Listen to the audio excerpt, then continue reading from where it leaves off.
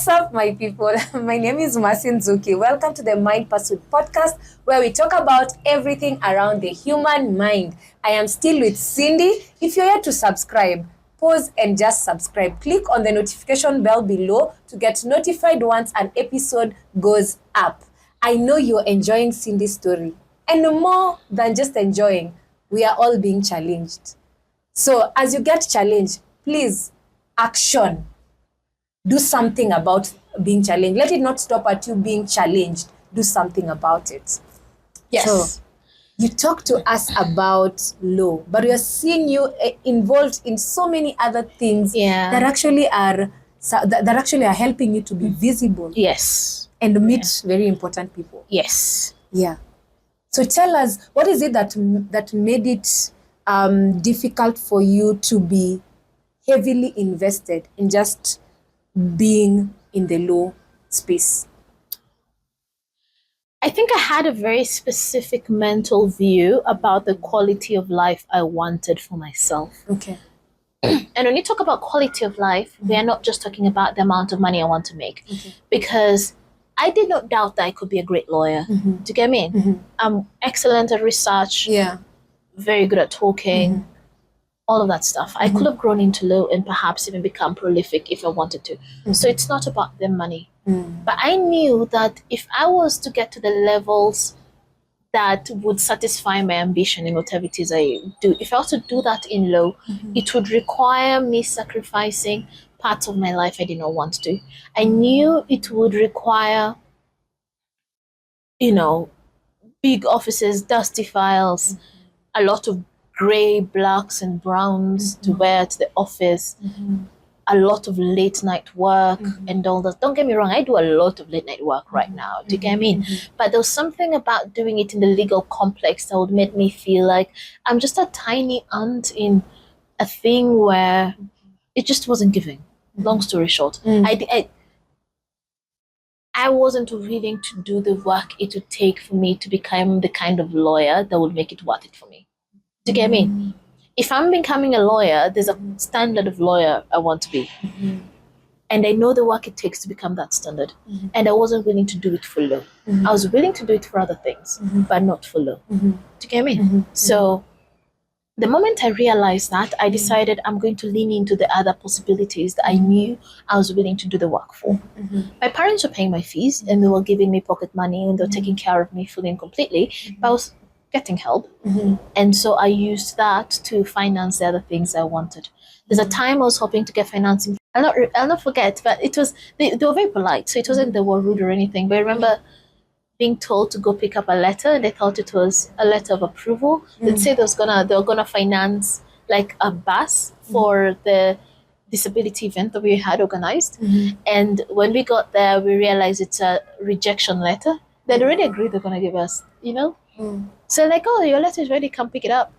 Printed on very beautiful blue paper, a nice envelope. And I was like, and at that time, you've used a mat to go to that place, and the road was under construction, so it was very dusty. And I went there with a friend of mine called O'Brien. He's now in the UK, working for one of the largest reinsurance companies in the world. I think I went into tech. We met in London actually at some time, and it was so cool seeing him in that environment. And it's on the way back after picking this little rejection letter that we realized Obi was wearing two different shoes. Because he used to be my support system at that time. I was not paying him for anything. I wonder he was not gaining anything from. But what was Obi gaining? I don't know. He was not gaining anything from supporting me. Do you get me? I don't remember why he was taking me there, but he just took me. And realized that just shows you the amount of just struggle it went through to just get. It was a very uncomfortable time. You get me? So I was willing to go through all the hassle for the impact while the stuff that I felt called on to. I was not willing to go through that for law. So that's where when I finished, I pitched to my parents to let me go to Kenya School of Law. I told them I wanted some sort of gap here to, instead of spending that money on my school fees, which was around 200 and something at that time, to give me so I can start my agriculture business, which is what I had in mind at the time. Like growing a couple of rabbits, using it for community empowerment, blah, blah, blah. Yeah. How did that go? Please paint it out to us. How did that unfold? oh, God bless Mr. and Mrs. Adem. So they watched me presenting with so much gusto. I You did a presentation. PowerPoint, except on paper, large paper. Do you get me? Because I had, at this time, I was interning at Amnesty International, the regional office. And KSL was looming over me the next year, because this was 2016, end of 2016. KSL was looming over me. So I was trying to tell them, yo guys, instead of spending money there, just invest in me. Let me kickstart my life, my project and all that stuff. You know? And I'd taken this long, big You had office. started your project then? I hadn't. Oh, okay. Do you get me? So at that time I had this, because I took them from the office, like big presentation papers used for conferences and marker pens. I had a lot of them because I used to organize a lot of conferences at Amnesty. And color-coded, headings red, H2 in green, the body in black or blue. Yeah. You know, very beautiful. Presentation. It was at night. My dad is watching with his teeth out. You know, my dad does this when he's ready to get impressed. You know, he'll clear his throat and sit there with a smile on his face with all his teeth out. Oh, my dad, I love him.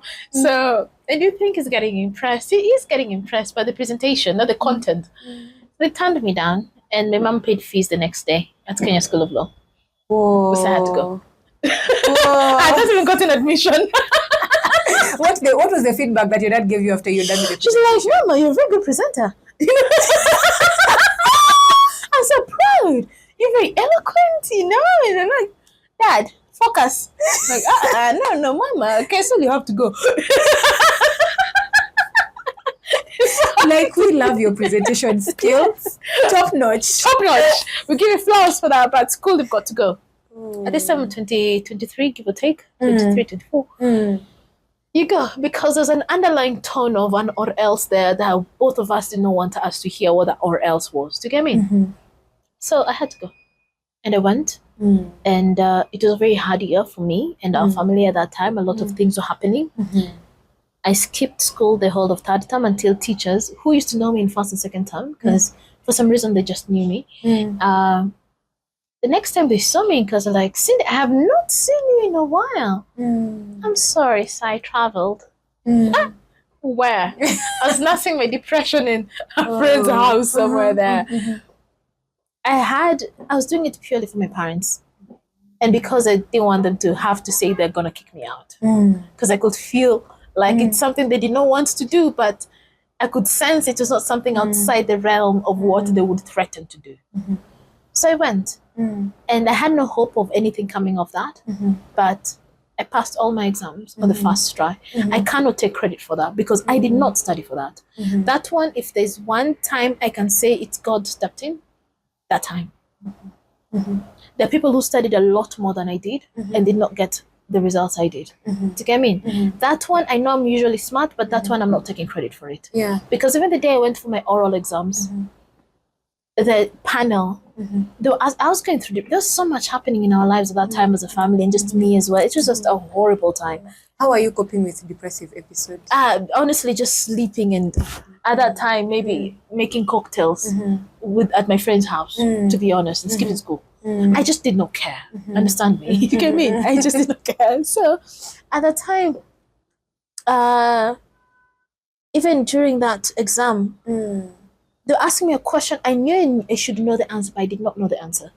But then they were coaxing me, hinting at me, even finishing the answer for me. Do you get me? And they passed me on that one. So when I tell you that one, yes, I know, thanks to God, through my mom, I have like academic brains. For Kenya School of Law, I do not see that. It's me, honestly, just bypassed.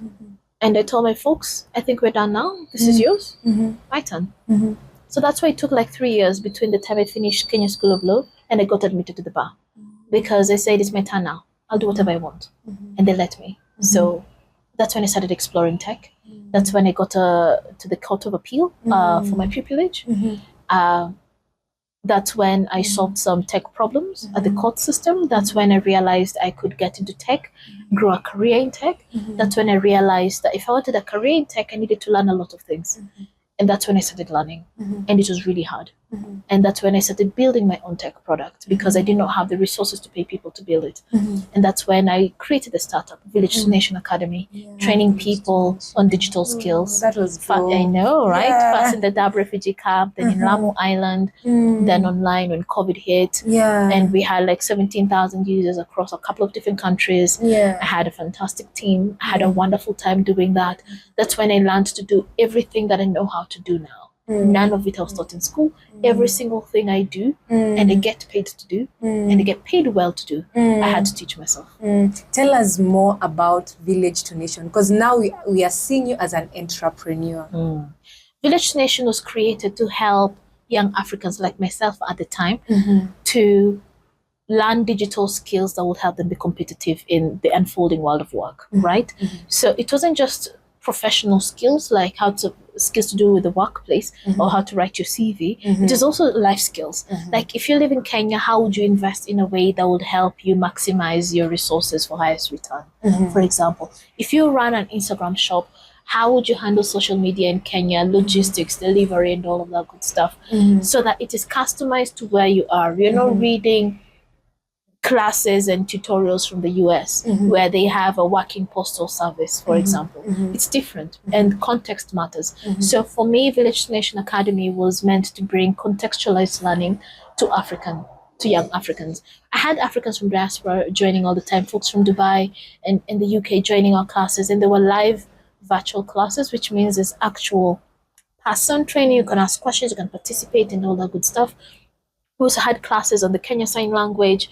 Our classes were, we used to have like an interpreter in all our live classes so that if someone with disability joined, there's someone to interpret. Do you get me? And sometimes even had two. And all of that was out of pocket because I bootstrapped the whole startup, right? And the assets were building, and it helped me get into Yes, where you and I met. Yeah. It was wonderful. Yeah, it was amazing. It got me into around 6 international fellowship and leadership programs across different continents. I was able to make a very strong, robust network that had me collaborating with, the London School of Economics in the African Students Department. Do you get me? There was a lot of good there. It had me get invited to the Deputy British High Commissioner's home for dinner, round table, just me and 6 other entrepreneurs. It had me attend a conference hosted by the then British Prime Minister, that guy with crazy hair, very charming in person. The room was full of billionaires, prime ministers, leaders of different government institutions, and then there was me. I met Tony Lumelu there, a Nigerian billionaire in whose fellowship I participated in. It was because of him I went to Nigeria twice. And when I met him in London, he recognized me and he hugged me and he asked if we get taken a photo together. To get me.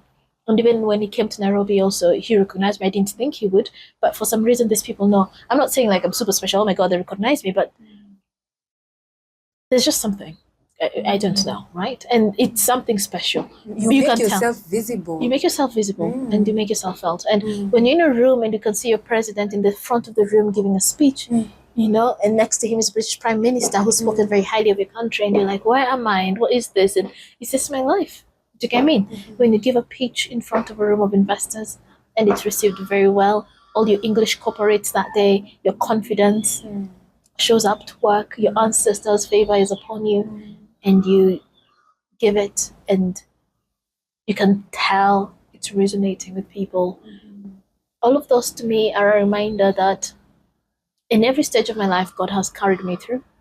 He has held my hand. He has validated me. And even when it got hard, in those moments where I'm like, he just sat with me and stayed with me until I had strength to take the next step forward.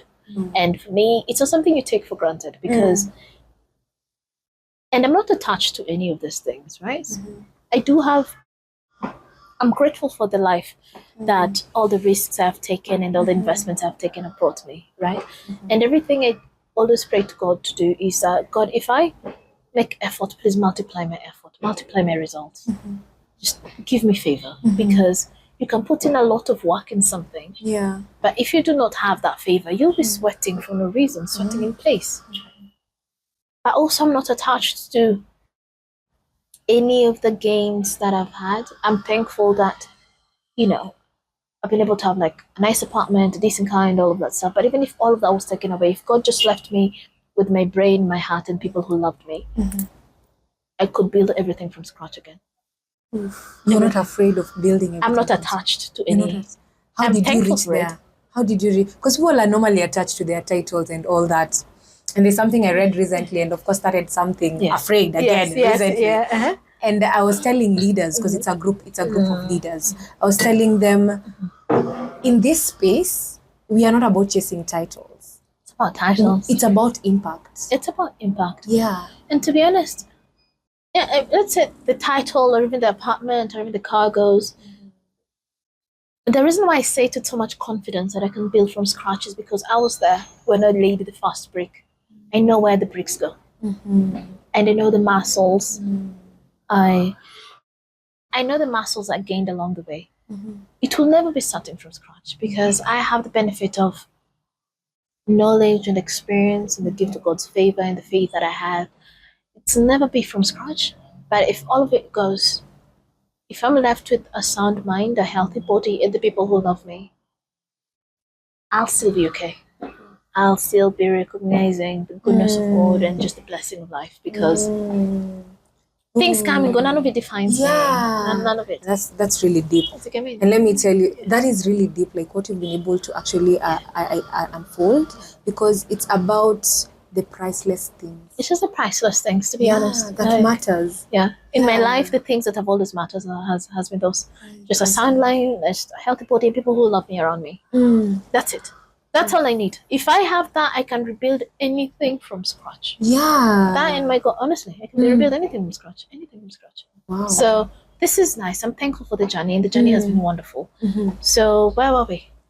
Village to nation. Village to How nation, you are able to impact people, and we are seeing, opening doors for you. Yes. To sit in different rooms, different places. But now you're in tech. All along we've been hearing you in tech, and that talks about your passion, because every time you talk about tech, you lit up, and you can go on and on and on about tech. I can go on and on and on about tech. Yeah.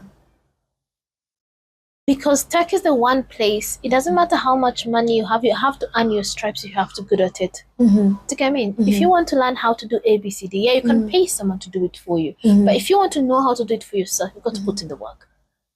And for me, it reminds me of my experience in law school. There's no way around the work. The work is the thing. Do you get what I mean? So tech has allowed me. So right now, as it stands, if I have an idea and I wish I had an app for this or a software for that, or I wish I had blah, blah, blah. I can just sit here on my laptop, 8 hours or 2 days later, I have what I wanted.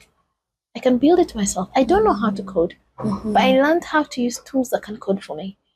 So there's nothing I want that I cannot have. And tech removes a lot of limits from people like me, but also people who are not like me. Well, like me, I mean people who cannot code. Yes, we know our way around tech, so we know how to blah, blah, blah. But even people like me, people who are not in tech at all. If you're a teacher or a student or a chef or a tattoo artist, there's so much it can unlock for you. But you have to be willing to figure out what magic there is. You cannot run away around that. You cannot pay someone to know for you. You can pay them to do it for you. But if you want to know it, there's no way around that. And there's a way it stretches your mind like very few other things can. And the more you realize what is possible to do, the more opportunities for how to utilize our leverage that keep coming to your head. So the more I interact with it, the more ideas come to me when I'm sleeping, when I'm playing tennis. Maybe I should do, maybe I should. Do you get what I mean? Like your creative mind is packed. My creative mind is always running. The engine is always running. Because when you challenge your brain to solve a problem, there's a way you're stretching your neural pathways. Your brain is going to find all sorts of ways to come up with a solution. But if you run away from a problem, or you're too okay with the brain protecting you from the danger of a problem, your brain starts running away from problems. It reduces its ability to solve issues and all that stuff. But the more you lean in, the more you tell your brain, it's okay, nobody's going to beat us here. It's all life and death. We're just trying to figure out where to click and build this thing. We are good. We can figure it out. We are not under danger. The more you allow your brain and the nervous system to feel okay, the situations you're intimidated with the task at hand, the more it can relax, and a relaxed mind is a creative mind, right? And when you are able to relax and you can create, you can speak things into existence that never were. And suddenly you're like a small god. Yeah. Do you get me? Because if God wanted, he would have built all these apartments, then built human beings and filled us in here. Because he has the power. He has the power, the capacity to do that. So God wanted us to participate in the creation. Absolutely. Do you get me? Yeah. And there you talk about dominion. Exactly.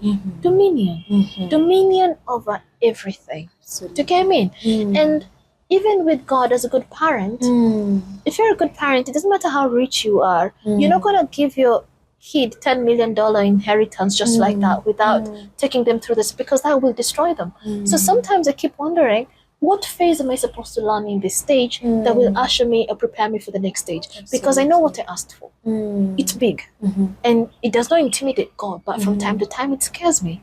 So I have to lean fully and completely on the faith that I have to see, I want here, but here is where I am. So why am I, what do I have here that can help prepare me for what I said I wanted? Absolutely. So that I can be trustworthy with the prayers I've made. Do you get me? So I can earn my stripes and so that the thing I want does not destroy me, but elevate me. Do you get me? Because I want to be ready for whatever it is I ask for. So that's my mindset. So right now I say I want to have a big career in a big tech company, but I've got to prepare myself for it so that I'm able to handle the responsibilities and expectations that come with that kind of career.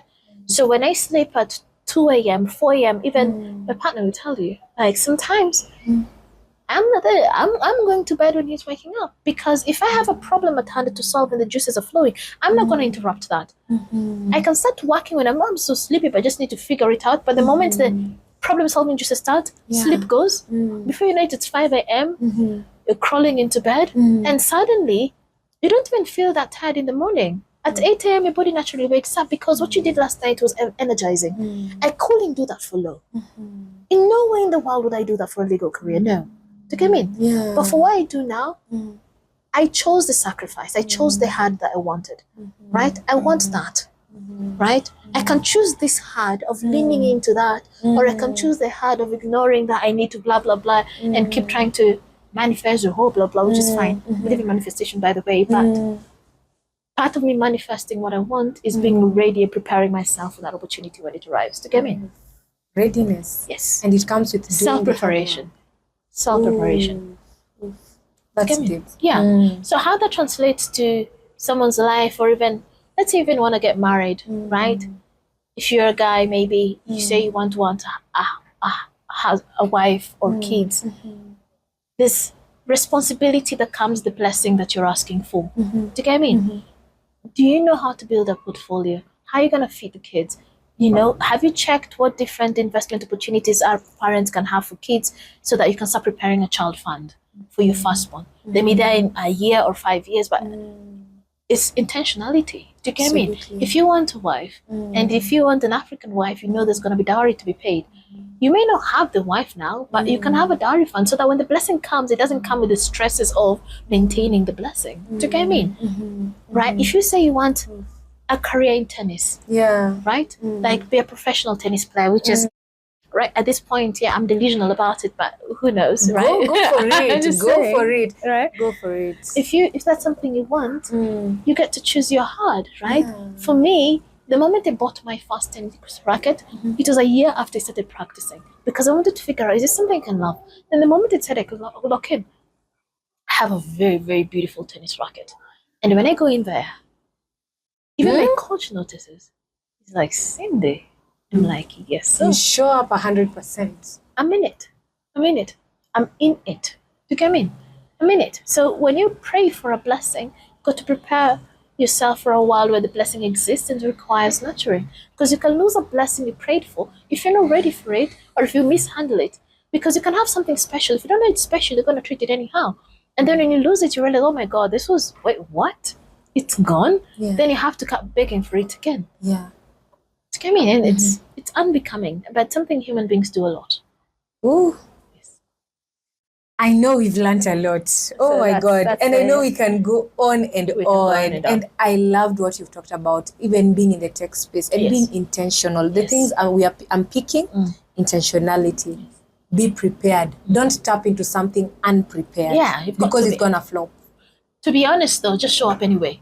I didn't know half the things I was doing, but the more you show up, the more you learn. The more you show up, the more you learn. And showing up can be part of that preparation, to be honest, right?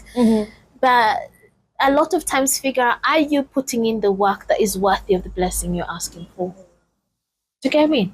Some things God in His goodness just gives them to us. I'm not going to deny that, right? And I have been a direct beneficiary of just good things happening just because I'm God's favorite. But that aside, some things I've had to put in plans in place to conquer the thing. Do you get me? So, and our God honors order. He honors order. He honors our hard work. If you pray, He gives you favor. Do you get me? So, yeah, I think I've given you my entire life story. Yeah, you have. And I know people have been challenged by it. And maybe you can tell anyone who would want to see your art. Where do they plug in? Honestly, my Instagram. Instagram. I need to upload all pieces because I haven't. I haven't because I'm attached to a lot of them. Yeah, like there's some I remember why I made them and why they're beautiful. Some of them my friends have wanted to buy, but But my Instagram, anything I'm selling, you'll find it on my Instagram. What's your Instagram handle? At Bostitude. That's my Instagram, and that's where you'll also find my link tree that has links to my portfolio website, links to my Twitter, links to the things I've been building, the work I've been doing, the essence of generally who I am. I also run an Airbnb in Kileleshwa on Othaya Road. It's a beautiful spot. I'm feeling, I don't know, I'm feeling blessed and made of multitudes. Does that make sense? Yeah, it does. Fulfillment, contentment, gratitude, full of... and that's actually how you started. You said you feel content. And that, when you lean into your purpose, it gives a lot of fulfillment. Sometimes money may not align to it at that particular point in time, because that's the season I'm in. And let me tell you, you cannot even compare with the fulfillment that comes with it and the joy and the happiness. No, I see all of that in your life. Thank you, my dear. I really appreciate that. Full circle. It has come full circle. I'm not going to lie to you. The journey ahead is still long because there's some delusional dreams and goals I have that only God knows how those are going to pan out. But when they do, you will know. Yeah. And we will host you again. Oh, you will know. Thank you for giving me the opportunity to share my life and the journey that life has taken me through and how I think. I really appreciate that. And I'm hoping that if there's one thing someone can take away from this, you can do things, wallahi. Even the things that I may say, some of them may sound very intimidating, but to be honest, if you just try them, they're a lot simpler than you think they are. You can just do things, you know? And you don't have to spend years running around on the same sport. You can ask for guidance, ask for help from God, from people you trust, from whatever you believe in. Do you get me? You don't have to run around the same sport. Yeah. The world deserves to see our dreams come to pass, because a lot of people get impacted when good dreams come to life and jobs are created, families and all that stuff. Just believe in yourself and just do things. Yeah. Just and do sometimes things. people's blessings are actually linked to you. Exactly. Being the best version of yourself. Exactly. There are people waiting for you to be who you need to be. It's very scriptural. Yeah. Absolutely. Do you get me? Yeah. Fully and completely. There are people waiting for you to get there because you're the one who's delaying their part. Do you get me? Exactly. So I'm with you 100%. Yeah, the world benefits when we trust ourselves. Yeah. So do it. and do it scared, And do it but scared. do it nevertheless. Anyway, yes. So thank you so much, Cindy, for Thank you, my coming on dear. board. It was so Always. nice. I Always. really I really enjoy appreciate it. our conversations. At Are all very times. thought-provoking. At all But I times. love that. At all So times. I hope you have been intrigued. You have gotten insight. Go beyond just being challenged and do something about it. Yes. So Absolutely. choose to become the best version of yourself. Put below what is that one thing that you have purpose to run with that will change your life forever. See you on the next time. Remember to subscribe and Bye. bye.